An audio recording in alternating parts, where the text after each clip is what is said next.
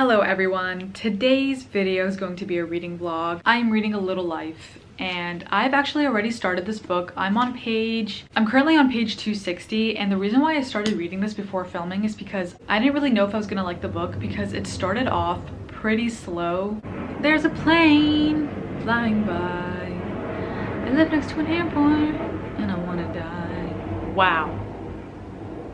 Lyrical genius? Yes. Anyways, it started off really slow and I didn't know if I was gonna even be able to get through it. I know I just had to be patient, but the book already took me so long to get through. I've actually been reading it for days. I've noticed that I don't like when books are super descriptive. I'm always just like, get to the point, but I had to remind myself that this isn't some action-packed war, whatever thriller book, you know. But I should have expected the book to be slow and descriptive anyways, because the book is literally about life. Life is like that, I guess. I don't know. But yeah, anyways, this book is about 4 boys named Jude, Willem, JB, and Malcolm. Although the book is about their friendship, it revolves strongly around Jude, and Jude has a lot of trauma that he's been through. You're kind of oblivious to what his trauma is, just like his friends are in the beginning. You don't really know much about it at all. You're just kind of given the aftermath of his trauma, like what has affected him physically. Until you get to the second part of the book, which is the postman, you start to kind of learn a little bit more about Jude's traumas and what he's been through. Although I don't think that it really went into too much, well, it did go into depth about it, but I don't think that that was all there was to Jude's trauma. I think that I still have yet to learn a lot more about what he has been through. So the book is also divided into 7 parts. The first part is Lispenard Street, then it's The Postman, Vanities, The Axiom of Equality, The Happy Years, Dear Comrade, and then Lispenard Street again. Also, I know they're fictional characters, but I want to give Jude the biggest hug ever. I mean, Jude has been through so much and he does not see worth in himself, really. He doesn't really see himself worthy of anyone's time or attention, and there's just moments in this book where I just feel so bad for him because I feel like he doesn't even think that he deserves basic human decency. And I really love the friendships that he has in this book. They're all just so sweet to him. They all look after one another. Again, I do think that I have a lot more to learn about Jude himself, and I wonder if he's going to tell his friends or not about his trauma and what he's been through. A lot of people have literally cried their eyes out reading this. So far, the moments that I've read about Jude's trauma, you know that feeling before you cry when your heart starts aching? That's what I would feel. Also, make sure if you do decide to read this book that you do read the trigger warnings. That is very important because I've heard this book has a lot of trauma in it. With that being said, I'm going to go continue reading and hopefully get through a good chunk of this. I don't know how long this is going to take me to finish. Anyways, let's go read. Let's pretend that we just did not see fingerprints here the whole time. I need to clean my mirror. I blame my cats.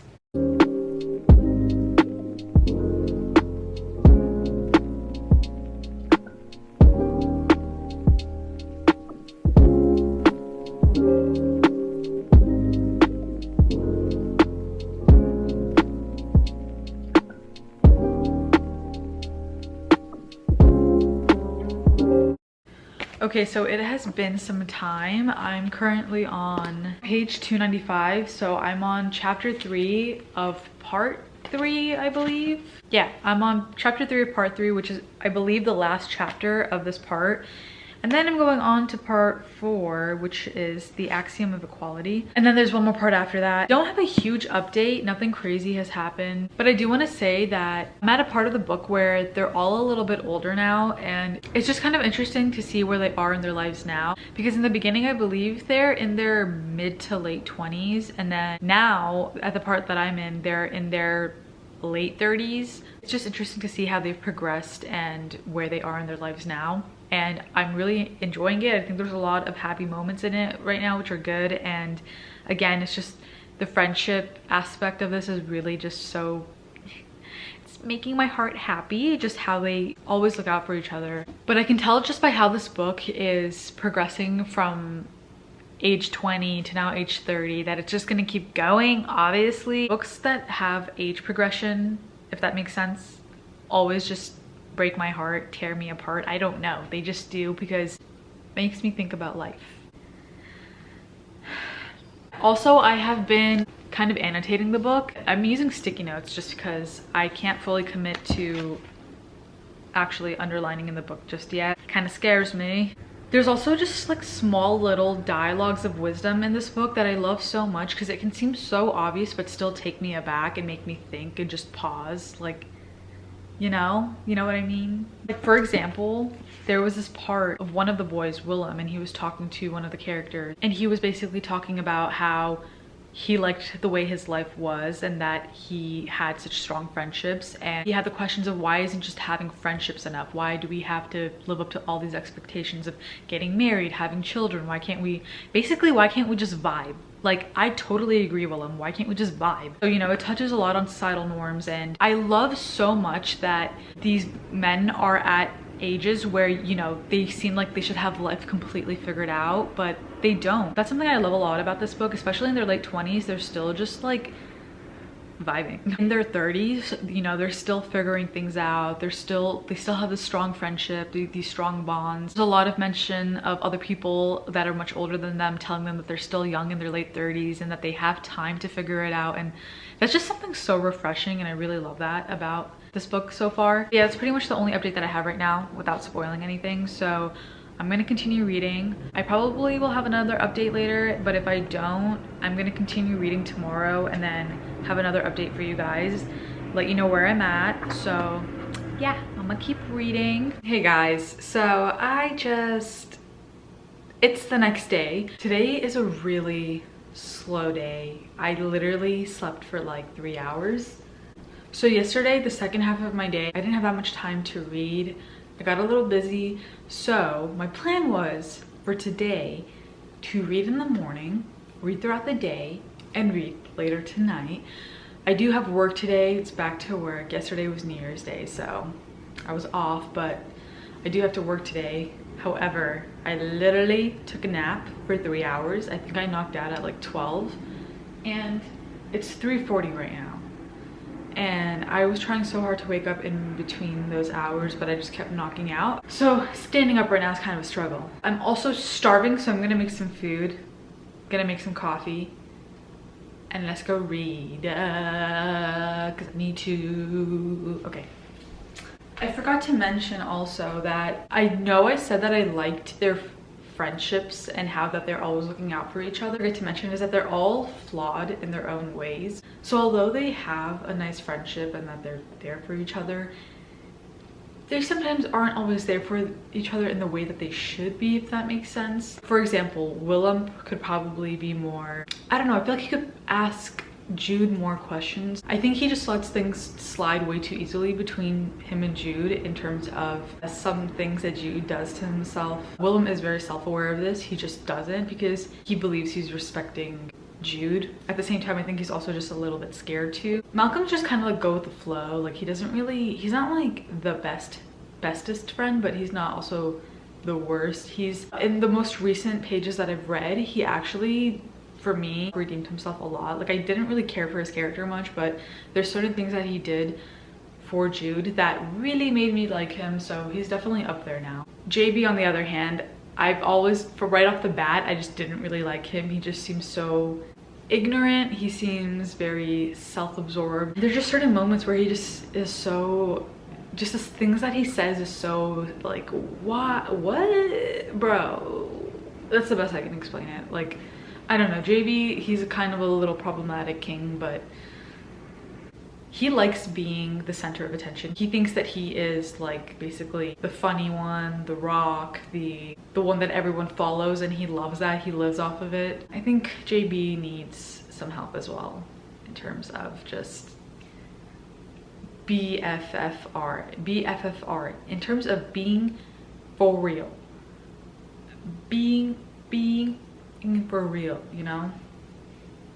Anyways, I'm gonna make this iced coffee. I'm gonna make a brown sugar shaken espresso. I learned how to make it because I love the Starbucks one so much, but do I have like $6-7 to spend every day on that? No. So the Nespresso will have to do. I just spilled it everywhere. Bruh, I can't do nothing right. Yay. I just realized I don't have almond milk or oat milk. I usually drink this with oat milk. The hell? I guess. Where's my spoon? Oh. Stir the coffee. And I have ice in here. Boom. Put some cinnamon in it. I should probably do this over the sink. Yeah.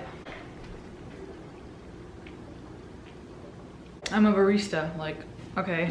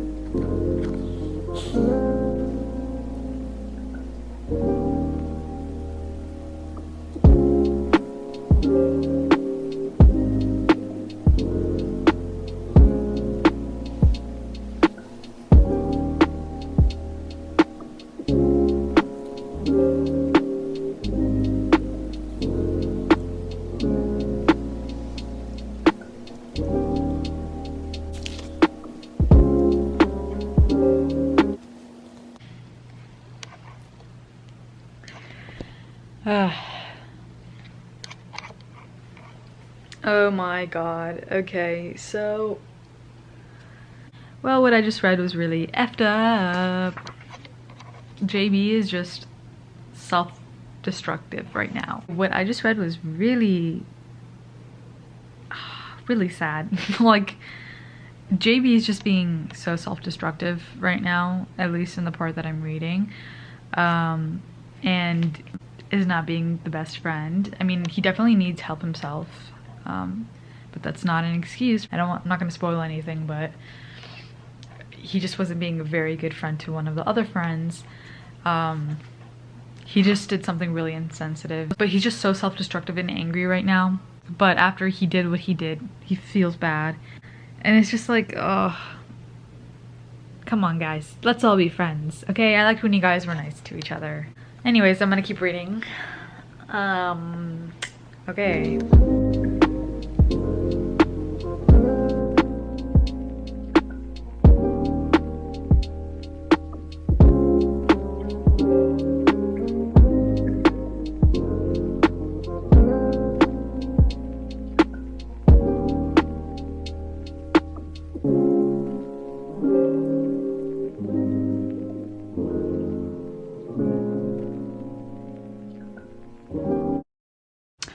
I just got to the part with Caleb. All I have to say is F him. Okay.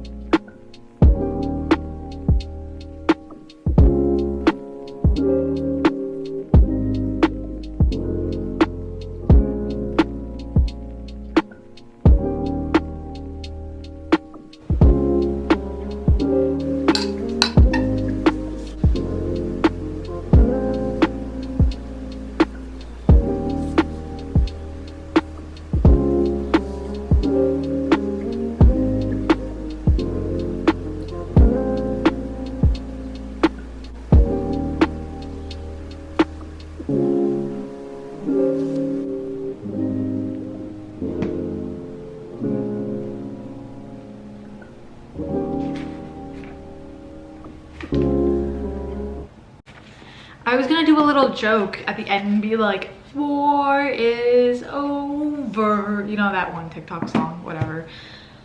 Wow. Well, I'm finally finished. I'm sorry if the background is like super bright. Started tearing up there in the end. So, wow, okay, that book was heavy. I have such a weird, like, I don't even want to say love-hate relationship, but I guess it's a love-hate relationship with this book because I don't even know where to start. Like, where do I start? I feel so sad right now. I hope that's not like annoying. It's okay. So this book was beautifully written. I think the writing was amazing. However, this book took me so long to read. It took me like over a month to finish because it did get really slow at times. It was kind of a roller coaster. The beginning was really slow and I honestly didn't even know if I could continue it just from the beginning, which is The Postman, and that's page 95. That's when it started getting kind of interesting because I started getting to know more about Jude's background and some of Willem's background. I was not expecting Jude's background at all. It was heartbreaking, it was gut-wrenching, it was just horrible in every single way possible. It was so freaking sad. So again, definitely please read trigger warnings before you think about reading this book. You really need to. I think it's so important because it does get very descriptive and detailed. There were certain times where it would get kind of annoying where there would be 4 pages of some other character that's not really that important, at least to me. Talks about just like the most mundane things, like the walk to get to the house, the way that the dinner table looks, the way that the person is dressed, just certain like small details where I'm just like, I don't care. Or in general, it just talks about characters that I don't really care to really read about. And then I really started getting annoyed with the book like towards the end of it. I just felt like it could have been 200 pages shorter. But then it would start picking up again, then I'd be like, oh no, like this isn't so bad. Sorry. But then I would be like, okay, this isn't so bad, whatever. So it was just like a love-hate relationship, honestly. I towards the end, there were certain pages where I just really skimmed over, like read super fast just because I just didn't care. There was just, sometimes I felt that this book was so repetitive and just overly detailed, like overly descriptive. I hate that I had to like skim over those pages just because I did never do that and it just felt weird doing it.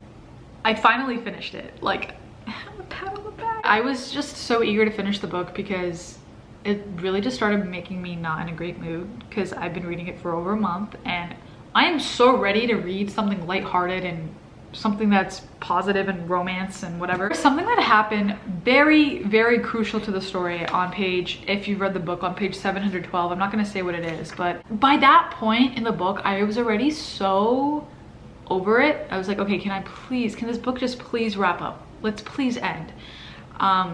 And so when that monumental thing happened, I didn't even really care. Like, I didn't even feel anything, which sounds so insensitive. I was just kind of getting fed up with the book, and I just felt in that moment that it was such a random thing that happened. But then later on, I understood why it happened, and I remember that there were parts in the beginning of the book that kind of hinted to what would happen in a way. I felt so bad for like all of the characters in this book, and my favorite character is Harold. That man, such a sweet man. I love him. I also liked the last page of the book. That's why I got like so emotional right there in the end. I've also heard very mixed reviews about the book in general. I've heard some controversial things about the book and the author throughout reading it because I was kind of curious to like look more into other people's opinions as well. I do agree with some of the not so great reviews, but at the same time I can see why this book is as popular as it is. It's so funny because I wanted to do a video of me reading sad books after this. Why did I think that was a good idea? I am not doing that. I will not be doing that for a while. I will not touch another sad book for a while. Actually, I really want to read If He Had Been With Me, but I might read that after I read something a little bit lighthearted. So I really hope you guys enjoyed the video. Thank you so much for watching the video, and I will see you guys in the next one. Hopefully for something lighthearted, something better. Yes. Bye. What was that? I don't know. Okay, bye.